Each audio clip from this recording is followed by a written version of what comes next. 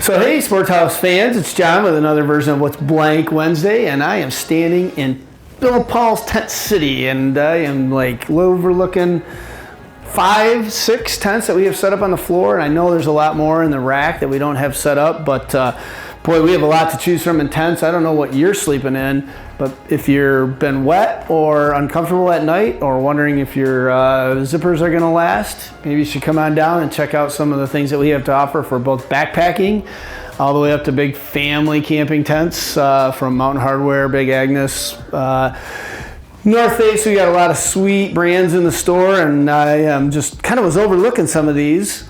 I don't know, if you get along with your spouse, your friends who you're camping with, you might be digging the Stratos. This is our lightest weight tent. This is actually a 2-person tent. And I was just looking at that thinking, you know, I like my wife, but that's not a lot of space in there. I tend to think of this size 2-person as maybe more of a really nice 1-person tent when you want a little extra space.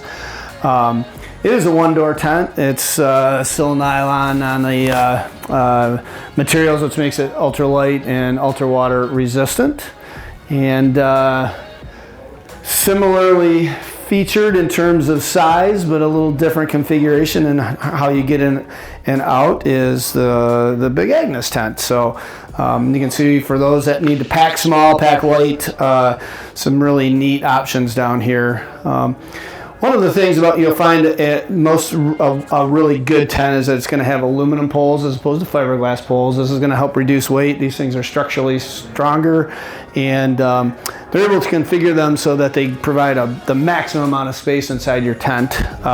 So if we want to see a better example of that, we're going to slip over and look at the Aurora here from Nemo, where they actually build shoulders into the tent and square off the ceiling so that when you're inside this tent, not only does it feel bigger, it is bigger, but this tent now gives you the option of 2 doors, so 2 people in here can both get out on separate sides, so you're not crawling over each other. I think that's kind of a cool deal. Can you see me through the camera there? And the other thing that shows up really well in this tent is a bathtub floor. So if you've got a tent and you've got seams or stitching down here in the corner, that's a high risk area for leaking. So our tents that we sell in the store, they're all bathtub shaped, so there aren't any seams on the floor. If there happens to be a seam, you'll find that it's taped to keep that water out, so you don't have to seam seal this or put anything on it to stay dry. The other neat thing about the tent like this Aurora is look how much mesh there is here. So if it's a clear, dry night, you can lay out and look at the stars. Provides a ton of ventilation for those hot, humid Midwest camping nights, which is kind of neat. So these are all good examples of kind of the same tents from different companies. We do have an example of this MSR tent. They went back to save a little price on the tent. They went to fiberglass poles. So these are making a small resurgence. These certainly aren't the fiberglass poles of even 10 years ago that were real fragile. The connection points are super solid. So these are for the backpackers and the lightweight campers in the crowd. I think we should go over and check out the Taj Mahal of tents. This thing takes a whole 5 minutes just to walk around. This is new this year. This is the Aurora High Rise from Nemo. It's a great example of what we're seeing a lot of the companies doing, which are making these creature comfort car camping family tents. There's room in here, unlike that first tent we saw where it's 1 person and a little bit of stuff.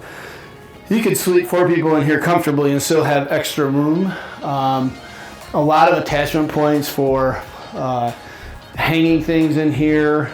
You could put furniture in here. This floor has been, not only is it fancier in terms of what it looks like, but it's more durable, so it's designed to have cots and chairs and things like that inside of it. So for those of you who are setting up at a state park or state forest campground or something and doing day trips away from your campsite, this is a great way to go. And obviously I'm standing up in the middle of this sucker, so a lot of height here.